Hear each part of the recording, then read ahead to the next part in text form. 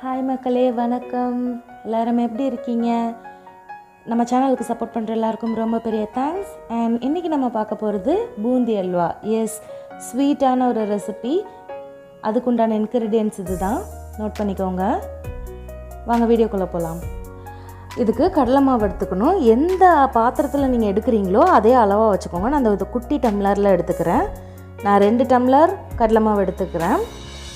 அதே டம்ளரில் 3 டம்ளர் ஜீனி எடுத்துக்கிறேன், அதாவது சுகர் எடுத்துக்கிறேன். உங்களுக்கு எது வேணுமோ அந்த பாத்திரத்தை அளவாக வச்சு நீங்கள் எடுத்துக்கோங்க. இது 2, இது 3. ஓகேங்களா? இப்போது 3 ஏலக்காய், 1 கிராம்பு எடுத்துருக்கேன். மிக்சர் ஜாரில் போட்டுக்கிறேன். இப்போது எடுத்து வச்சுருந்த அளவு ஜீனியிலேருந்தே கொஞ்சம் ஜீனி, ஒரு 3 to 4 டேபிள் ஸ்பூன் அளவுக்கு ஜீனி எடுத்துக்கோங்க. மிக்சர் ஜாரில் தனியாக போட்டுருங்க. இப்போ நம்ம ஜீனி இன்னொரு பாத்திரத்தில் இருக்கு இல்லையா, 3 டம்ளருக்கு 5 டம்ளர் தண்ணி ஊற்றி இந்த தண்ணியை நல்லா பாயில் பண்ணுங்கள். கம்பி பதம் அப்படிலாம் எதுவும் தேவையில்லை. பொதுவாக அல்வானாலே நிறைய எண்ணெய் தேவைப்படும். இதில் எண்ணெயே இல்லை. எனக்கு கொஞ்சமாக இந்த டிஷ்ஷுக்கு நான் உப்பு சேர்த்துக்கிறேன். ஸ்வீட்ஸுக்கெலாம் கொஞ்சம் உப்பு சேர்த்தா நல்லாயிருக்கும்னு சொல்கிறாங்கல்ல, அதனால் நான் சேர்த்துருக்கேன். அண்ட் இப்போ இதை இட்லி மாவை விட கொஞ்சம் கட்டியாக இந்த கடலை மாவு கரைச்சி எடுத்துக்கோங்க.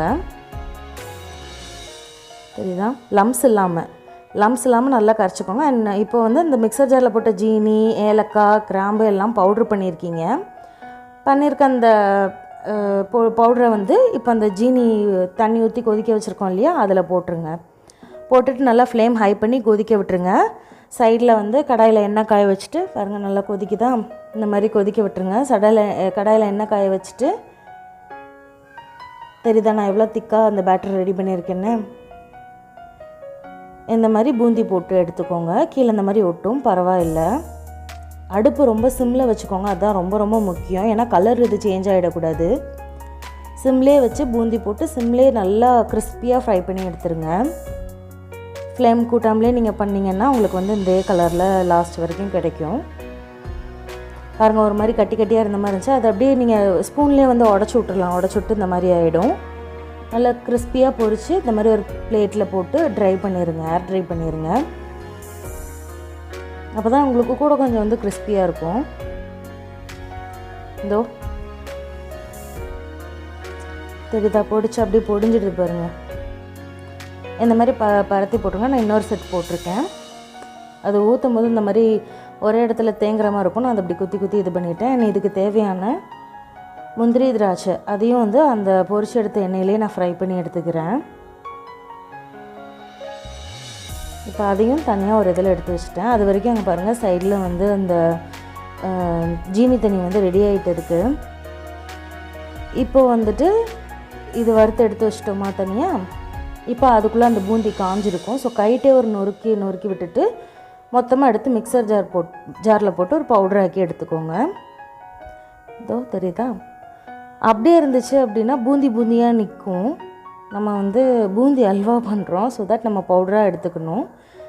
இப்போது இதில் ஆட் பண்ணிக்கோங்க. கொஞ்சம் கொஞ்சமாக ஆட் பண்ணி நீங்கள் நல்லா கிண்டும் போது என்ன ஆகும்னா, நல்லா கோதுமை மாவு கரைச்ச மாதிரி இருக்கும். ரொம்ப ஹீட் எழும்பும். நல்லா கொஞ்சம் பார்த்து பெரிய கரண்டியாக இருந்தால் யூஸ் பண்ணி நல்லா கிண்டிக்கிட்டே இருக்கணும் விடாமல். ஸோ இப்படி கிண்டிகிட்டே இருங்க. நான் கண்ணாடி வளையல் போட்டிருந்தேன்னா எனக்கு ஹீட் பயங்கரமாக இதாச்சு. ஸோ என்னால் கண்டினியூவாக அந்த இதை கிண்டுறதை எடுக்க முடியல, சாரி.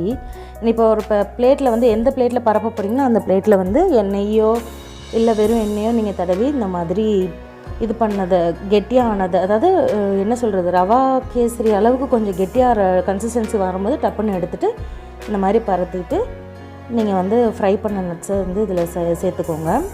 இல்லை கிண்டும் போதே நீங்கள் சேர்த்து இது பண்ணாலும் நல்லாயிருக்கும். அவ்வளோதான், ரொம்ப ஈஸி. பூந்தி அல்வா வீட்டில் ட்ரை பண்ணி பாருங்கள். கைஸ், வீடியோ ஸ்கிப் பண்ணாமல் எல்லாருமே பாருங்கள். அண்ட் நிறைய பேர் பார்க்குறீங்க, பட் யாருமே சப்ஸ்கிரைப் பண்ணுறதில்ல. தயவு செஞ்சு சப்ஸ்கிரைப் பண்ணுங்கள். சேனலுக்கு தொடர்ந்து இந்த மாதிரி சப்போர்ட் கொடுத்துட்டே இருங்க.